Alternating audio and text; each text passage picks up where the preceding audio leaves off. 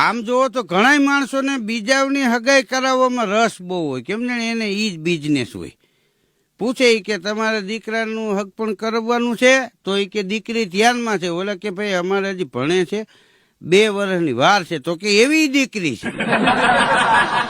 ગમે એમ કરી કે તો હાલો આપણે કાલ નક્કી કરી. ઓલા કે ભાઈ રેવા દઈએ કે અમારા દીકરાને એક પગમાં એ કે અપંગ જેવું છે, તો કે એવી એક દીકરી છે. હા, તો એક ભાઈને તો કીધું કે તમારા દીકરાને હગાઈ કરવાની, તો કે ભાઈ એને કોરોના આવ્યો છે, તો કે કોરોના પોઝિટિવ રિપોર્ટ આવ્યો એવી દીકરી છે હો વડોદરામાં.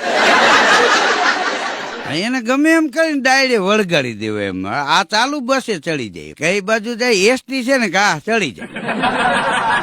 ઘણા એવો હોય કોકની હગાઈ કરવામાં એને બહુ રસ હોય છે.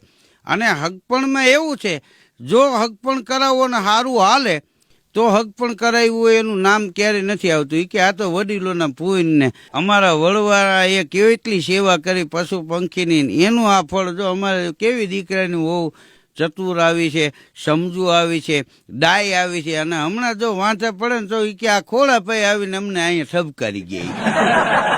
નકા અમારા અહીંયા થોડા પગ હોય કે અમારું ખાવડું ન ઉતરે એની ન્યા. હા, એટલે કીધું રેવા દો, એમાંય તમારા ભાગ છે. આ તમે ક્યાંક કોકને ઠપકારી આવ્યા છો તો જ તમારે ત્યાં આ ઠપકારી ગયા હોય, નકર આવું કોઈ બને નહીં. આ વિચારવા જેવી બાબત છે કે જેવું તમારે જોતું હોય એવું બીજાને આપો ને તો એ તમને મળે. હા, તમે કોકને બટકાવી દેવાની તૈયારીમાં હોય, તમને કોક બટકાવી દે.